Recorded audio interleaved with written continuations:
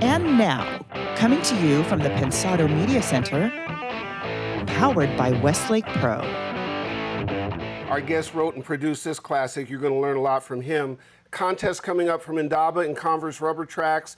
Gear Expo LA date set. We'll share that with you. Master Blaster has been in the crates. We've got another ITL for you. Crank it up, fire it up. You're at the place. It's Pensado's place. Yay!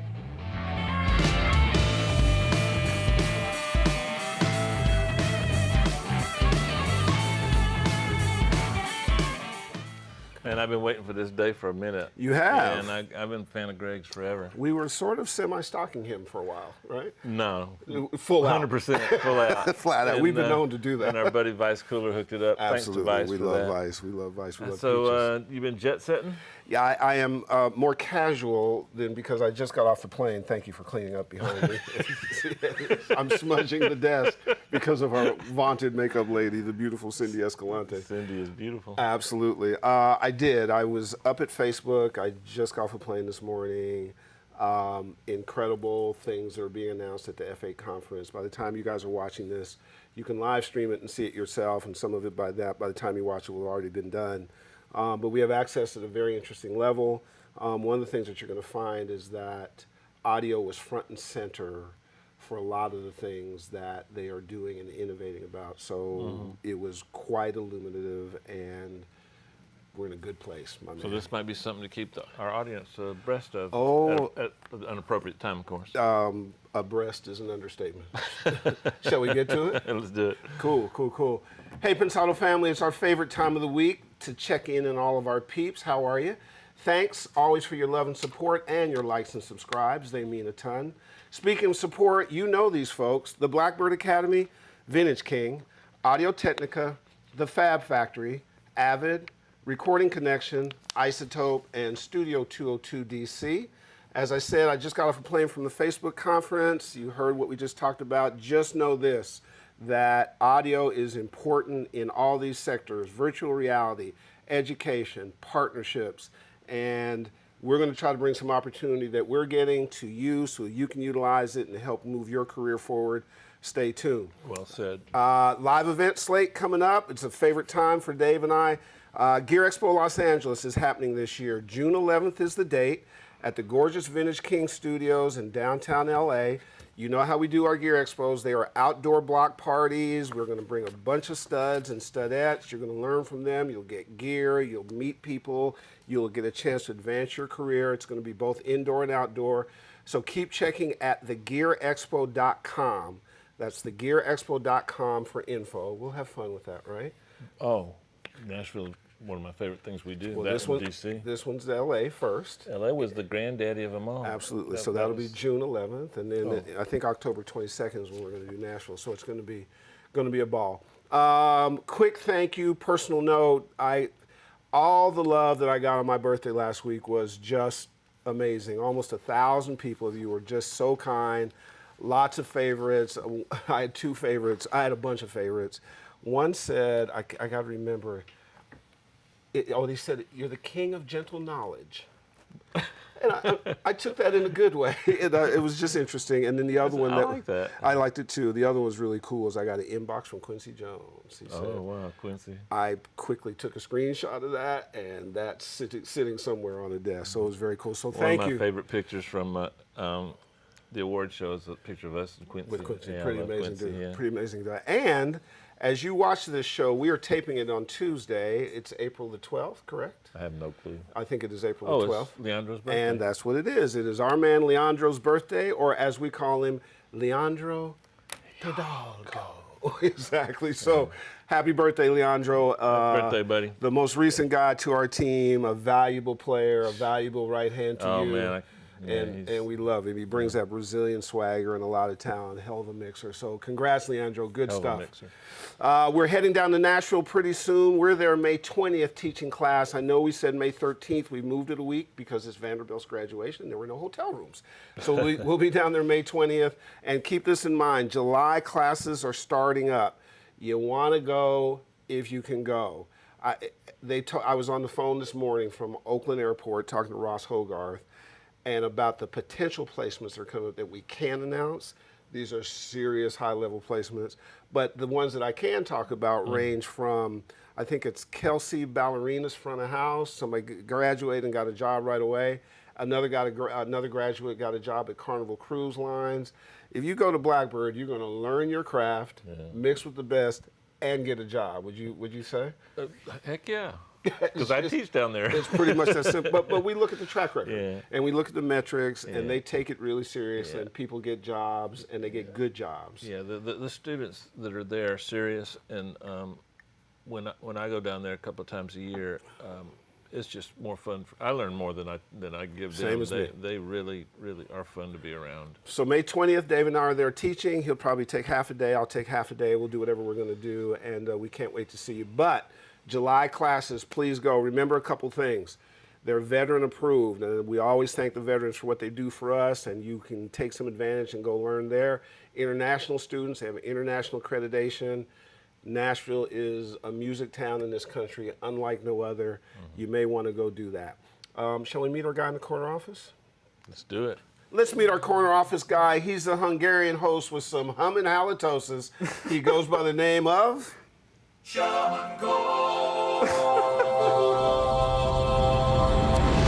Every week. Classic. Every week. So now people are going to be checking your breath. Not me. I know.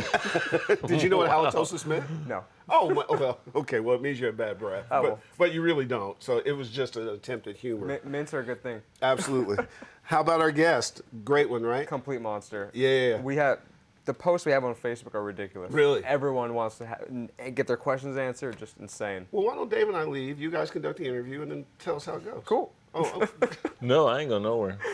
well, I'm not either then. Well, that's great. All those questions should be. He's absolutely worthy, so we'll get to you in a second.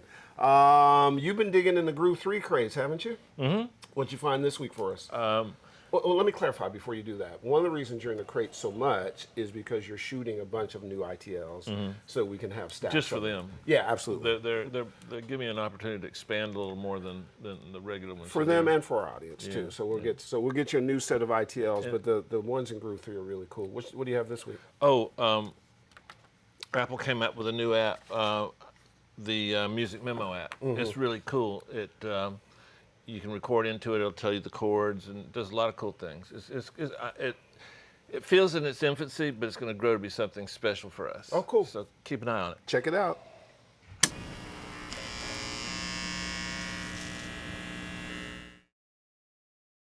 In this video on the Music Memos app, we're going to take a look at recording a guitar chord progression and editing it. Let me go ahead and get started and tap the record button.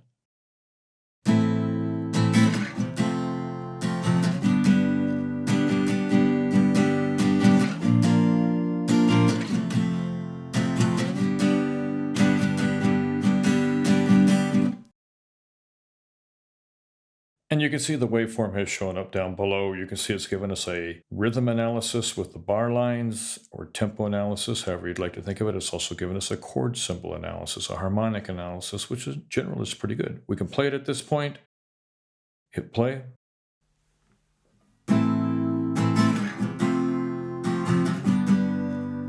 We can scroll, starting a new play location. And as we saw in the previous video, we can name it something important. Hit done, we're done. We can tag it, let's call it a chorus. Tap outside of it to dismiss that. We can rate it. Give it 3 stars, what the heck. There we go, 4, 3, there we've got it. All right, tap out of that. And now we can tap anywhere inside the waveform and it takes us into the details page. So let's take a look at what we have in the details. We have a back button on top, which would take us back to the record page. We have our title. We could tap on that, change the name at this point in time, which I'll choose not to. We have our time signature information here, which is also a feel. And let's go ahead and take a look at that. Again, we have a play button here. We can play it at any point in time. We have our waveform that is shown in 4/4 time. We have a playhead, which is this blue item down at the very bottom, and that can be moved just by tapping, or you can drag it along if you'd like as well. Down at the bottom, we have a tempo analysis, 142 beats per minute. We have a feel of regular time, and watch the waveform change. I'll touch half time, and I'll touch double time, and you can see the display. And when we hook up the drums to this, you'll hear quite a difference. Let's go into regular. We have time signatures, 4/4, 3/4, 6/8, 3/4.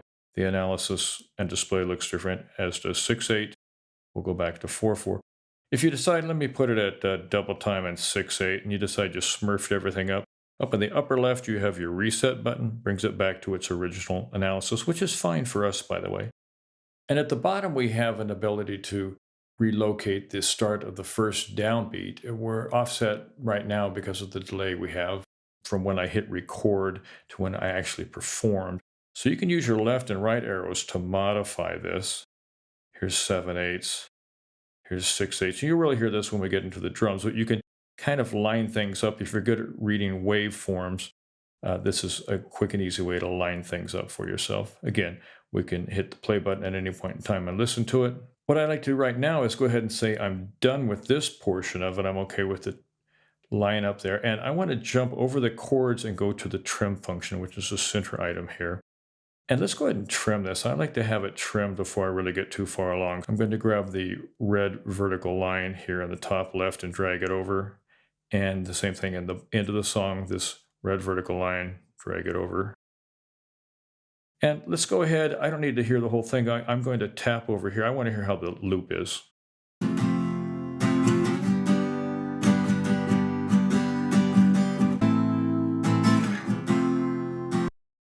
And remember, these are just ideas. You don't have to create the perfect loop. So you can take that into GarageBand or Logic and really clean it up well. If you're happy with what you've done, you can head down to the red area where it says trim and tap that. So we're going to keep what we have. Or you can go up to the upper right and hit cancel. So let's go ahead and hit trim.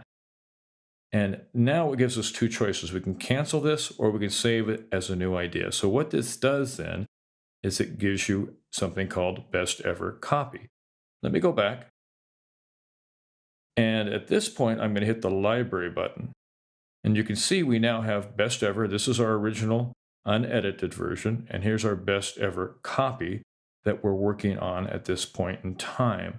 So if I tap here in the waveform, it brings us back to our details page. So easy to get to from a couple of different places. And lastly, let's talk about the notes here. I can tap on this and we can make a note if we used a capo or not. And you can see, you can tap on what fret it was, or we'll go back to none here.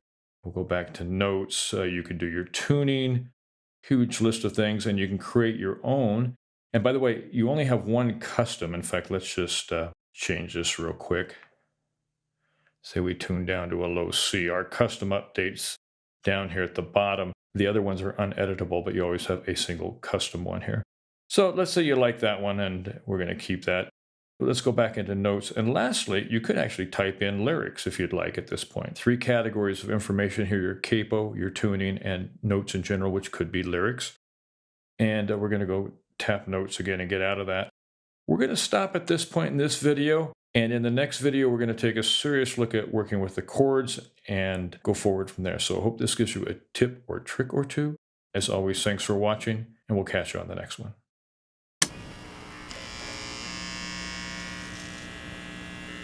He's a multi-talented instrumentalist. He's a writer. He's a producer. This is a weapon on all fronts. He also happens to be a great guy and a smart guy. Imagine you can go from Beck to Peaches to Adele and a lot more in between and a lot more beyond. Please welcome to the desk somebody we wanted for a long time, Greg Kurstin. How are you, man? I feel like I should stand up. Welcome. You should. Go ahead. I am standing up. Come on, man. Oh, you are. You got shorter. Tall desk. Thanks for coming, man. We've been after you for a while. Yeah, you can call off the LAPD because we've been stalking you. Good. They weren't worried, but no question. Good. Yeah. Fire away there. I was, give me a second, Greg. I was going to tell his credits, but it'd have to be a 2-part show if I was going to tell his credits. So let's just jump right in. Okay. Hello, Adele. When I first heard that song, I had high expectations, and man, you blew me away. Surpassed it. The combination of both you together, 2 creative people, the writing is spectacular. But the thing that caught my attention, Herb, was I'm there trying to study it because I'm not trying to listen as just an average fan at that point in time. Right. And man, things just kind of came in before I realized it. Next thing I know, there's You're drums. And then, well, first thing I realized is there are no drums yet. And then the next thing I realized there's some little parts coming in. And then at some point, I was on a street near my studio. I just had to pull off the road. I couldn't drive anymore. I couldn't concentrate. It's that kind of record. All his records are like that. I mean, I'd love to drop by your place and just have you play me something ordinary, because everything he does is like an artist's biggest records ever. And that song, how did that song come about? Because you like to sit down with the artist and write fresh, right? Yeah. Most of the time that seems to work best, I think, rather than me bring in ideas. I mean, I might bring in some track ideas in my back pocket just in case like we're stuck, you know, and I can be like, well, I have this one and this one. But most of the time it just seems to work out best when I'm doing it from scratch and we're just kind of vibing in the room. Because then you get that contribution, their identity. Is that informing you as you're writing in terms of where you want to go? Yeah, you know, I'm finding it more, and I have to remind myself to do this because it's just, it's always better when I'm sort of reacting, you know, to something, you know, when I'm just looking for the inspiration. If they sing something that's like, oh, okay, now I have an idea, rather than me sort of like enforcing my idea immediately, like, this is what we're going to do, it's going to be great, you know, it doesn't seem to work out. See if there's any truth to this, because what you just described with your records, and I'm using Hello in particular, but even your other records, they do feel inspired. Like, there's certain records that are really good records and really competent records and everything's in the right place. Sometimes there's genius things but there's certain records that have inspiration in them, and the listener gets that, and it takes them. Those are the records that I think separate. So the way you write, because you're looking for the inspiration, then does that get in the song, do you think? Whether you're consciously doing it or not, it seems to be the result. Yeah, you know, just trying to, you know, I don't know, just trying to be supportive, and, you know, like when you were saying kind of about the production, and maybe you didn't really hear things coming in. I was just trying to sort of frame the vocals and not really get in the way of the vocals, so I filtered things down a lot of the times, and it's just like the piano is just, I was just trying to go with the bare minimum, really, and not really just stand out. It feels to me, Greg, don't mean to cut you off, that because you can play every instrument extremely well, you're C+, B- level engineer. I'll take that. All kidding aside, you have the ability to not just do all the elements in the process, but do them extremely well. So you're not transferring ideas to another person and getting their interpretation of that idea. So there's the purity to all the ideas you have, because you play the parts, you come up with the parts, you record the parts, So that has to be a contribution to what Herb just mentioned, right? It's all, you know, it is all sort of one movement. I mean, it's all sort of happening simultaneously, the writing and the recording and the playing, really. It's all happening at once. So that's the way I like to do it, you know, and other people do it other ways. You played everything on the record, you know. On that record, right? I did, yeah. And you engineered everything on that record? I did engineer everything, yeah. Wow. I pretty much, you know, I had an engineer. I did that one in the UK, and so I didn't have all my toys at home. I just had my laptop and some rental, you know, I had like a piano in the studio, and there was a bass. I rented a bass, rented a guitar, just in case I needed it. And so it was just me and my laptop, and I had an engineer there at the studio who was great, who set up everything. Just mic'd the piano so it sounded good, mic'd the drums up so it sounded good. So I had, and the drums were just going through stereo pair, you know, we just committed to sound, and so this is the drum kits, because I only had my quartet, so it was was that the first thing you guys did, or was there a little bit of getting comfortable and then? Yeah, there was some getting comfortable. Did you start with the piano? On that one, yeah. So we were writing in the control room, and there wasn't a grand piano in the control room. There was one in the live room, so we were writing sort of MIDI piano essentially for a while. Sure. And then we're like, let's change it up. You know, let's go into, why don't we go in that room over there? Is that a grand piano? So we started. So I think that Hello started there. In the live room, I just started messing around, playing chords, and I play a chord. She starts singing, like, okay, I'm starting to hear where the chords are gonna go, and so, so then we were like, okay, let's go back in the control room. Let's try to build this up and try to write it. And so we wrote half the song. How could you concentrate when she starts singing? I mean, like her singing. It's amazing. Like yeah. I saw her on Fallon one night, and it was the Roots and her in a little room with kazoos and stuff. Yeah. And she's Scary. And it was as good as anything I've ever heard. It was like a $20 microphone. Absolutely. It's like my job is to mix. If I was blessed to get my hands on a record by her, I'd sit there and listen and not be able to work. I don't know. Yeah, it's distracting. She's special. So great. Yeah. And everybody says she's a good person. Yeah.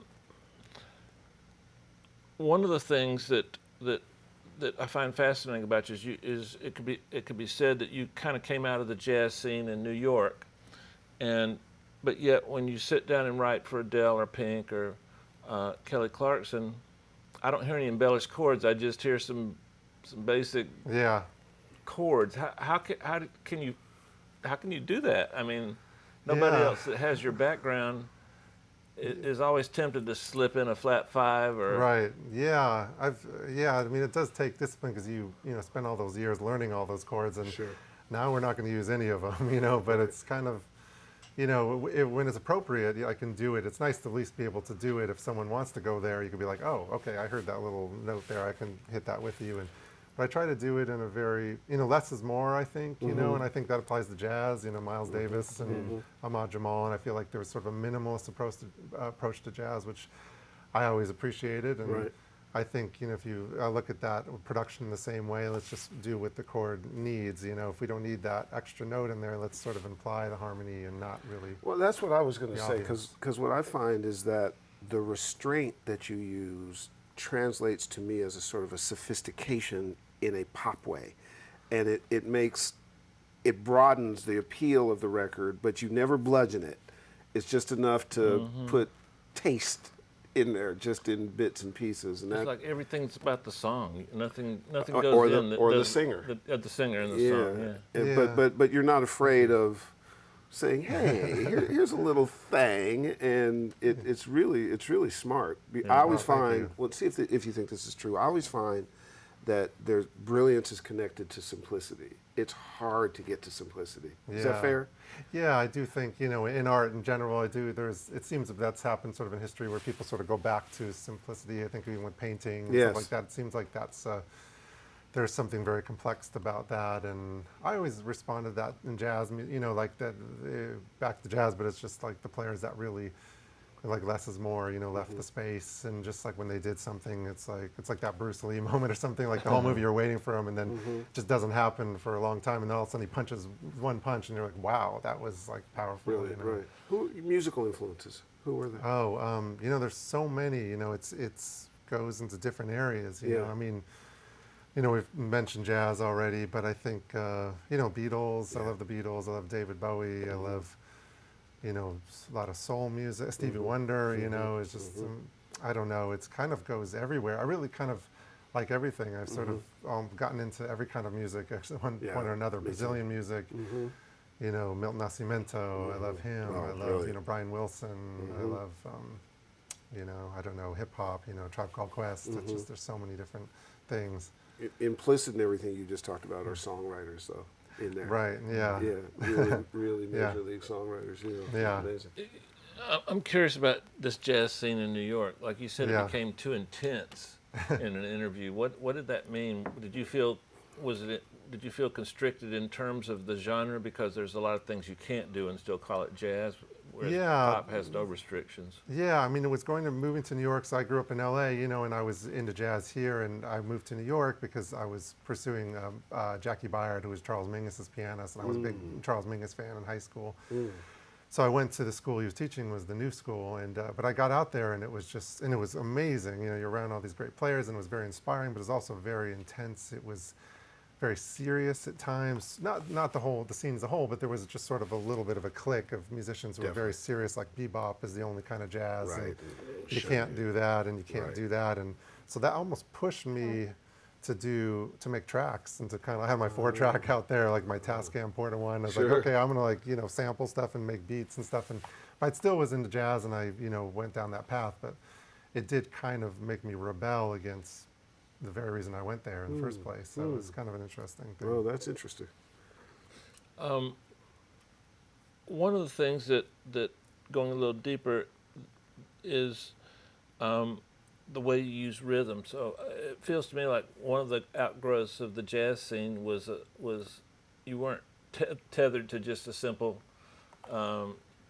rhythmic beat. I mean, everything's in 4/4 just about, but that's just the world we live in. But you find ways to sprinkle in not just an embellished chord through the addition of another instrument or maybe a note in the melody that produces an interesting chord, but the rhythm of your work is coming from South Florida. We're tethered to rhythm, because of the Cuban music, and I love the way you manipulate various various notes, like stronger. Kelly Clarkson, you've got 16ths in the verse, and then they morph into eighths, and then you give me like some half and whole notes in the chorus.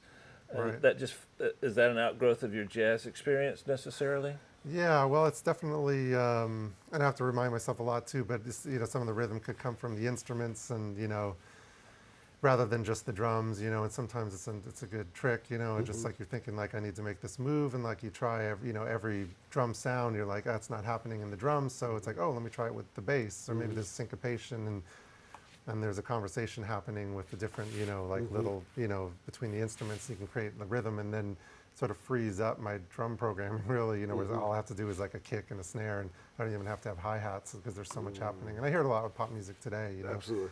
Yeah. There's like minimal drums happening, but it's the rhythms implied or happening in other things. And, So when you're working, does a chord change come to you, and then because of all your experiences, it just kind of grows out to be a reflection of everything creative about you, or do you start with a melody, or all the above, or? Yeah, it's kind of like, it definitely starts, I think, with melody and a bass note, for me. I mean, sometimes chords, but sometimes I like to leave the chords open so I don't get stuck into like block chords and stuff. It's like maybe it's just a bass note, or maybe it's just a melody, and there's like sort of like some voice leading happening. And so it's nice I try to save the chords to the middle part at the very end, Like we were talking earlier, and you actually sit down with a bass to write with some artists. That's unusual, right? Yeah, like Herb? with Sia loves that, because she'll do a melody and a bass, and then the chords are implied in her melody, and then it's just like I'm not really hammering the chords to her necessarily. That's brilliant. And it's kind of like the chords, so it's like you're leaving that to the last. You're filling in the gap at the last, the last part, rather than just enforcing. And when I play guitar and I write, I almost treat it like a bass. I might just play the bass notes on a guitar and not just play like, open tuning stuff, which is great and it works great, but it just... It's working for you, for sure. I like to just sort of leave it that's open, the headline today, is to leave the finishing. So are you like pedaling root fifth, or are you actually going to... No, just the root note, and just sometimes a root note, and sometimes... Because then sometimes you just find more interesting chords. You get into sixth chords and stuff because the melody might not be, sometimes when you have a full chord and you have the fifth in the chord, it's like it's tying you down, whereas opposed like maybe the melody maybe wants to be a sixth chord as opposed to just a normal major chord or something. So it's like kind of opening up the options, And, So hello's an F minor? Yeah. So when you would be working on that, you just play an F, and then you'd play like a C, or I guess it goes F to D. Yeah. Well, that one was on piano. I wrote that, and that kind of started with the chords actually, but it's the second chord is like it's an A flat chord, but it's over an E flat, which is kind of unusual. So that's one of those sort of maybe slightly weirder things that can kind of come out of leaving the.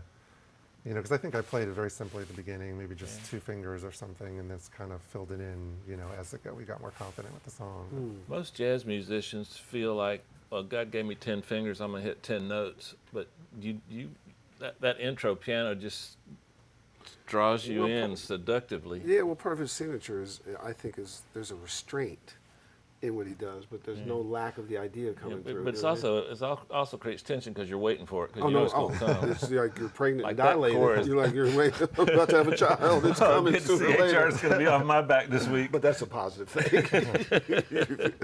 But I think that when you listen to, and just Greg's work in general, there's an expectation and a tension in it, and there's sort of little highlights that something's going to come, and then there's a payoff, but he'll make you wait till the middle to get there, and so you get engrossed in it, and then you're on the mission and journey, and then there's a payoff, and I find that it never wears on you.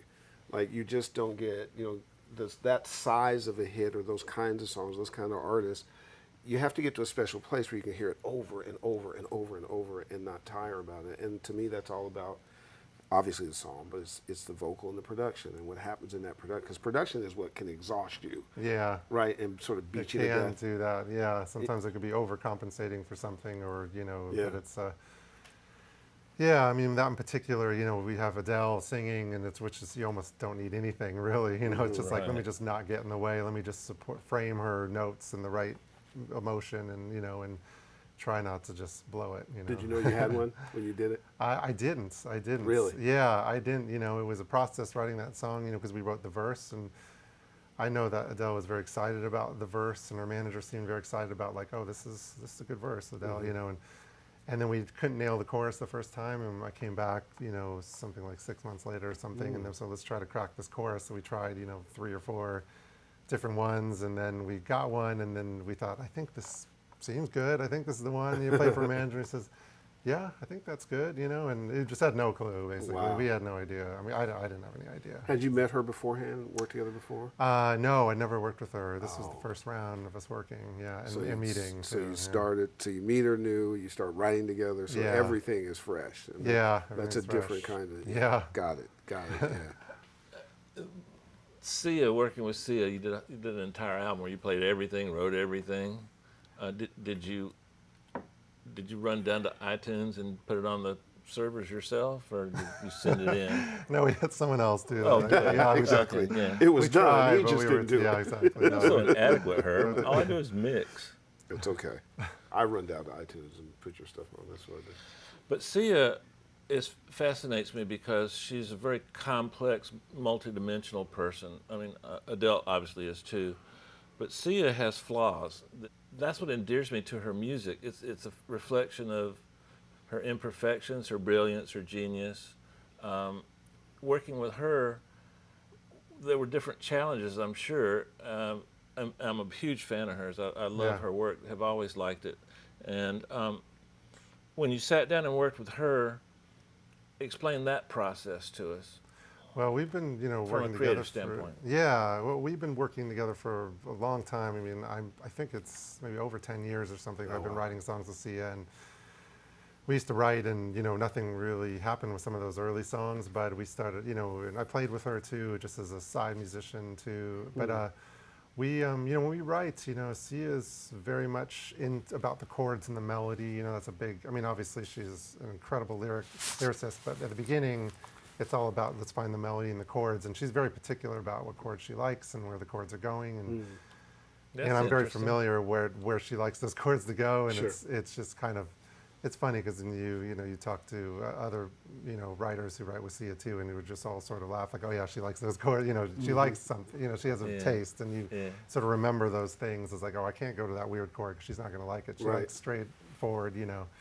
You can do weird with her too, which is amazing. But she just has incredible ears, and her melodies are just amazing. And the chords are very suggested in her melodies. Like that's why sometimes I don't even need to play. Just play the bass with her. And And so that's really what it is. When you write with Sia, it's just like finding, it's usually the piano or bass, and just kind of, writing just quickly, and it's very fast. It just goes by I can't remember the name of the song. I wrote down Cellophane, but I don't know if that's right. Yeah, Did that start, was that the song that started with just a bass, but you put a delay on the bass? Yes. That's cool. I never thought to do that. Yeah. We did the delay on the bass. And the delay gave you or accelerated the idea? Exactly. That gave sort of the rhythm to the track. It sort of gave it. Note to self: delay on all my basses from now on. Publishing too. Yeah, we did it.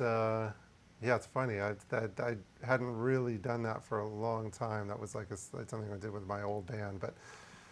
We put like a bass through a space echo and then kind of played it with the space echo using the rhythm of it or something, But with her, we just used the plug-in. You're probably getting those eighth notes that you love so much. Exactly. To kind of come in there. Exactly. I'm gonna start his nickname. His new nickname is gonna be Eighth Note. Exactly. Eighth Note Kurstin. I like it. Nice. I like it. Okay, cool. We'll go with it. So eighth note. No. Yeah. If you will, and by the way, you and Rachel and I were speaking before the show, and thanks to both of you. That was the highlight of the day for me to get to talk to both of you. But in that talk, we talked about the importance of being decisive, and that came up with Sia. And another word for decisive would be committing. And we've said several times on the show, until you commit, you block a lot of good things from happening that can happen once you commit. Can you explain how the process between you and Sia was enhanced by the fact that both of you didn't labor, you commit and then you move on? Yeah, well, it's definitely, I think, one of the, what you said, to me, is like one of the most important things, you know, it's just, it can't be emphasized enough, and that's just like, that's how you sort of move forward. You have to kind of, and that's the way I like to work, you know, I don't like to think about like, is this cool, is this not cool, are people gonna like it, are people not gonna like it? I just like to throw anything against the wall, and that goes for writing, producing. Like I basically just throw everything at the track. I don't even take my time to like think it through. Sometimes I'm just like, let me just throw it in there, and then later I start muting, erasing, sorting, and I do that later. But I just want to sort of get there, and I think it's just important too with songwriting, because it's sometimes you have to get through those bad songs to get to the good ones. You know, instead of like laboring over that one song. You know, it's like it's like the more you, it's like the more you just commit and go to something and see it through, it'll get you to the good ones. Because if you're sort of like stopping, like, why isn't this one working? Or something, it's just like, maybe just finish it, and maybe just let's go to the next one. And then, because it's never going to happen. It's not going to happen every time. She would sing, you know? and the demo was actually the song. I mean, she'd write a song and sing it in 10 minutes and stuff. Well, that's why I think we relate very well, C and I, just because we like to work very fast, and we like to do, she likes to do that too. She doesn't want to stop, let's rethink what we're doing here. It's like she just likes to do it, and then let's hear it tomorrow and see if it's any good. So you guys keep the spigot open and let it keep coming. But on that song, I think you said she did the lyrics in like 10 minutes or something. Yeah, there's a lot of songs we've done like that, where it's just like, it's just the first thing she goes with. Pleasure on one level. Well, and also after 10 years, there's a choreography. Like, you know each other's rhythms and sort of pulse points, and you can... Definitely, there's a trust there, and it helps to have that trust, you know, and just you could feel comfortable, and you know that, you know. When I look at your, when I look at your history, it seems like there's a lot of female artists that you do. Is that? Yeah, there's definitely been, I mean, there's a lot of male ones too, but at the beginning it was like, seemed like it was all female. It was kind of almost like a joke. We're just like, you know, do you work with any men at all? But I do now. I've actually have some men on my, you know, on the list. But yeah, I think it just starts, you know, you just have one success with the female artist, and then you get the record label calling you, okay, I got 10 other female artists, and so it just, you know, happens, you know. When I was about to ask my question, I did the moment, like, and you went, oh, I just realized I cut you off by doing a big, No, it's fine, breath. it's fine, no. What percentage of a song is written just for you, and what percentage do you consciously write for the audience? Are you primarily trying to please yourself and then having the confidence that a few million people will like it? Does it vary from song to song? I think it's just like a balancing act, you know. I mean, you know, it depends on the session and what it's for, you know, the purpose of it. If I'm working with like a, you know, a big sort of pop artists, you know, I'm sort of thinking to myself, I can't help, I want to make it something that I like and I'm proud of, you know, that's extremely important. Then I'm also thinking, like, I want to, you know, hopefully that everyone will be behind it, the artist will like it, hopefully the label will like it, hopefully. Right. So I have sort of this, you know, inner dialogue happening sometimes, and try not to let it get in the way of the, you know, the creativity. But it's in there, you know. I'm sort of thinking, and I try, but you know, how much do you really know what people are going to like in the end, anyway? So it's like, usually, you know, it all goes out the window anyways. You just have to really do what you like, you know. I think creative people have to have that conversation going all the time. I think about it, whether it dictates what we do is another thing. But I'm just sort of aware of that voice. It's like it's there, you know. Part of so the I can listen to it or ignore it. Yeah, exactly. Absolutely. Quincy once said, you should always leave a little room in the studio for God to walk in. Another way of saying it is have an atmosphere where you can accept the importance of happy accidents.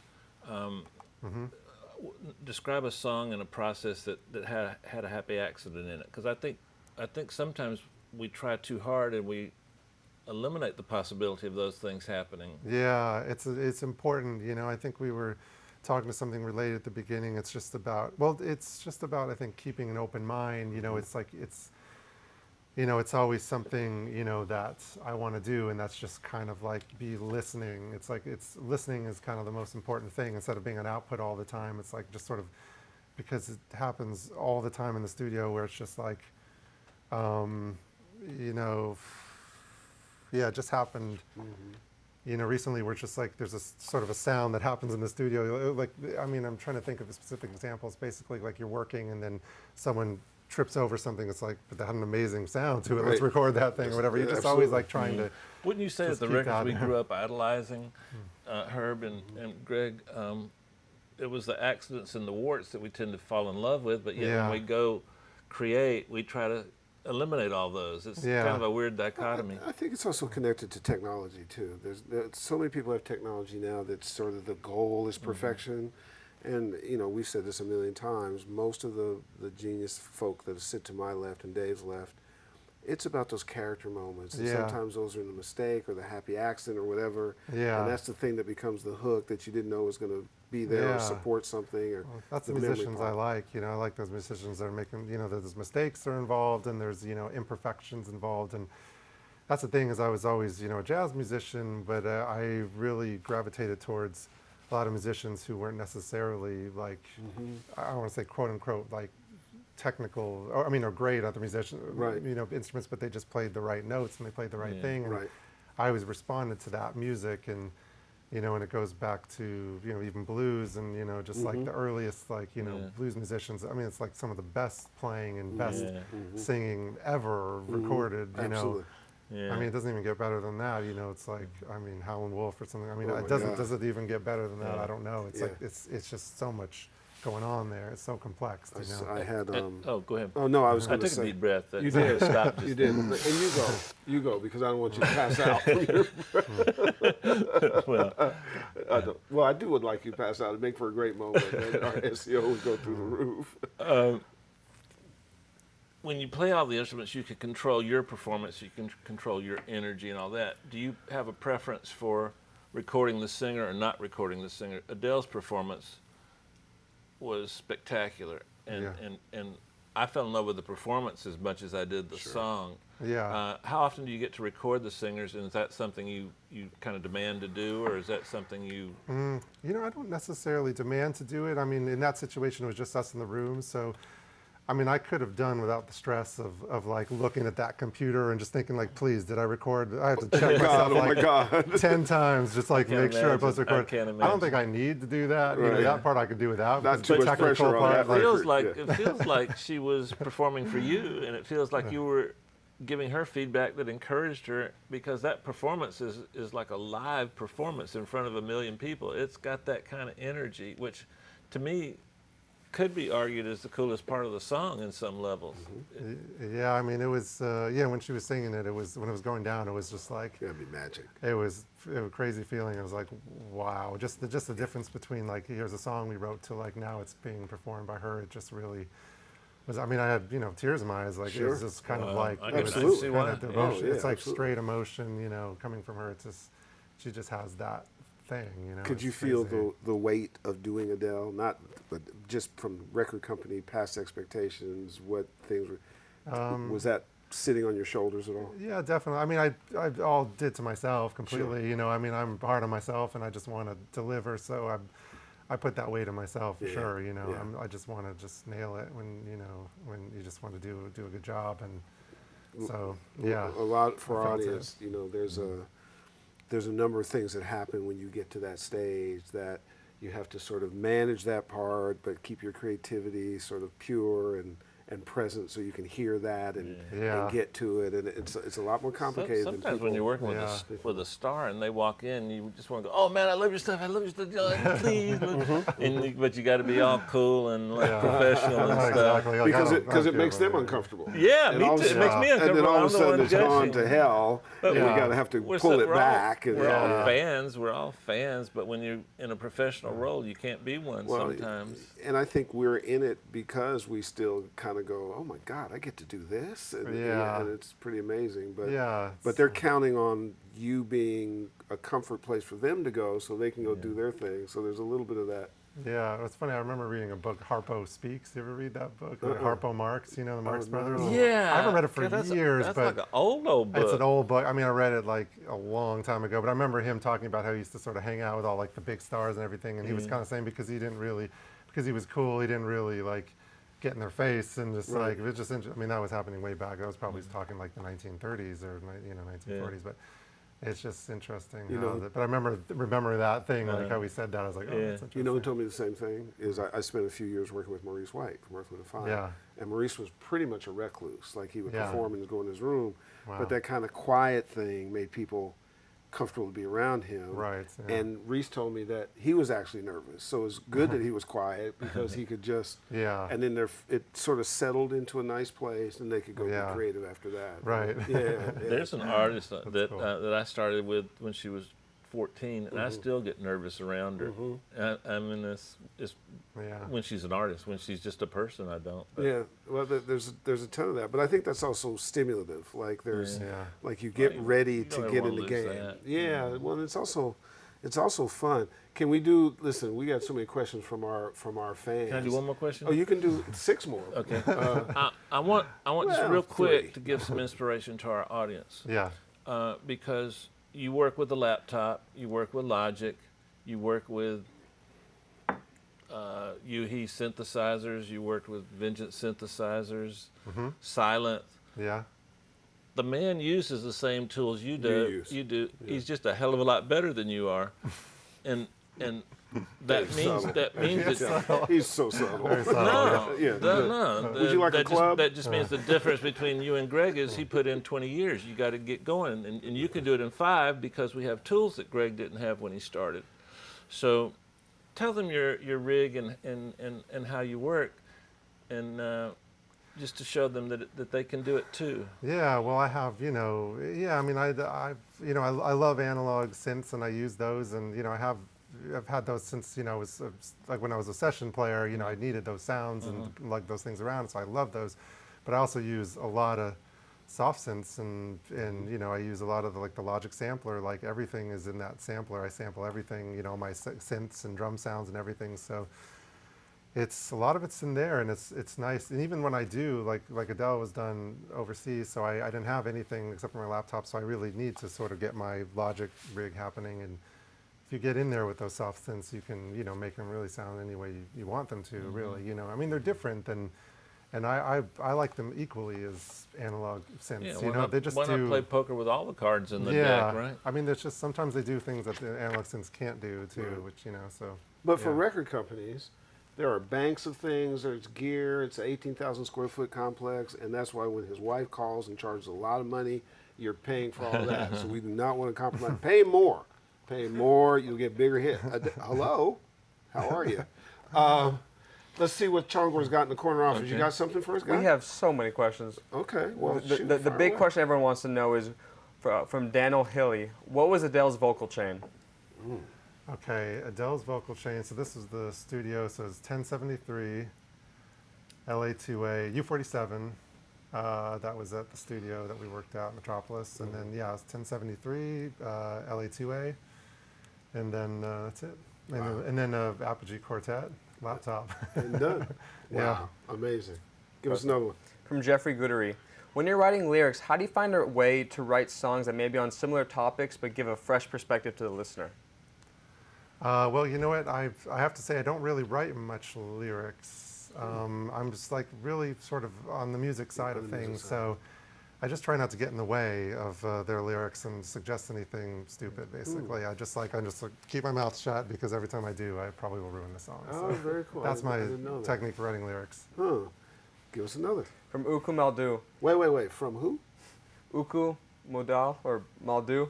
That's very good. He's been on the show. That's the greatest name ever. Absolutely, and I want to congratulate his parents. So, I'm not even sure it's a him, but either way. Thanks to him.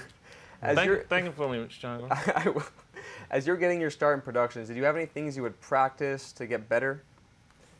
Yeah, I mean, there's things I practice, still, and I mean, I could say that what I practice even to this day, and that's just kind of, I mean, I listen to a lot of music, a lot of new music, and a lot of old music too. But a lot of times I'll just sort of go through, like, let me hear what's happening, like, whatever music came out this week. And if I get like a track that I feel like I get stumped, and I feel like how did they do that? I will get obsessed, and I'll just kind of practice almost making that track. I will like sit down, like try to make those sounds, or if I feel like it's something I can't do. So I do that a lot, and just kind of listen.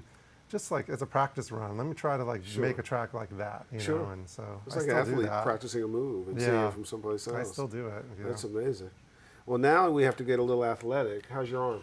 Well, as you can tell, I was writing it as we went. I got so involved in I like to do them on the fly because we talk about things and I have to scratch them off. But are you warmed up? I was listening. Got a heavy hitter this is gonna be a no hitter. Bat speed. No effing hitter. Rounding the base is good. Sliding home, and he'll slide home with his cleats up. Oh yeah. He'll take you out. So you ready? Me and You're born this way.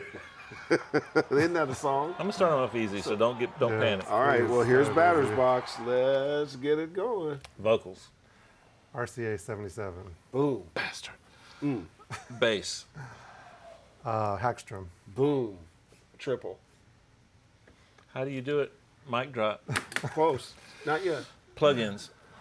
Oh man, Silent. Reverb. Valhalla. I quit. Well, they have brought in a warm-up pitcher. He's in the thing now. You've got a couple more Am I doing pitches. good? But I Yeah, can't tell. watch Okay, this. thank you. Vintage verb, right? Vintage verb, yeah. pretty good. You're in the game. You're in the game. Guitar. Les Paul. Gold top. If your studio caught fire, what one piece of gear would you take? Don't name anything by Neve or Pultec or your dog or your wife. No, you can say your wife, but it's okay. Well, she's out getting him work. Yeah, but she's Probably also grab my Hagstrom bass. Wow, good one. Again with the Hagstrom. It's a commitment. He's I love good, that Herb. thing. He's good. No, we know he's good. Strings. Metal? I don't know.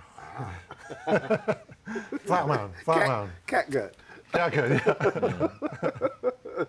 You'd think a jazzer would hear a thing called an orchestra or a No. bassoon. Cat gut would have been a good unique, Great answer. stringed instrument like a he's got bassoon or unique something. vision. That's why he's Greg Kurstin. Okay, I got to get him for you, Greg. All right, Mellotron. Yes.